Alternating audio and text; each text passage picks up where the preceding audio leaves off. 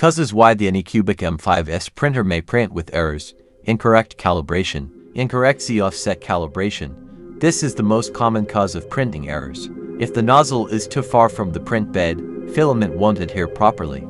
If the nozzle is too close to the print bed, filament will be flattened and cause clogging. Incorrect E-steps calibration. This affects filament feeding accuracy.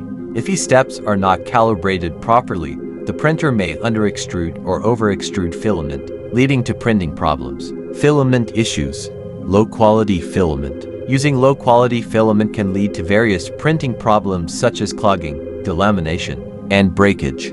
Moist filament. If the filament is moist, it can bubble and cause printing problems. Tangled filament. If the filament is tangled, it can lead to feeding issues, resulting in printing problems. Hardware issues. Clogged nozzle. The nozzle can become clogged with filament or dust particles. This can lead to feeding issues and poor print quality. Faulty hot end.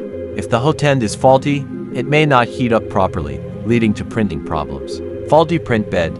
If the print bed is uneven or damaged, it can lead to adhesion issues and printing problems. Software issues. Incorrect print settings. If the print settings are incorrect, it can lead to printing problems. Damaged STL file. If the STL file is damaged, it can lead to printing problems. Slicer software error.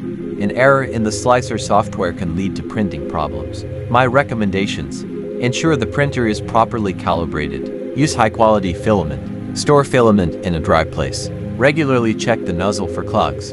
Ensure the hot end is functioning properly. Ensure the print bed is level and undamaged. Use correct print settings. Check the STL file for errors. Try using alternative slicer software. If you encounter printing problems with your Anycubic M5S, it is recommended to try some of these tips. If you still experience issues, contact Anycubic support.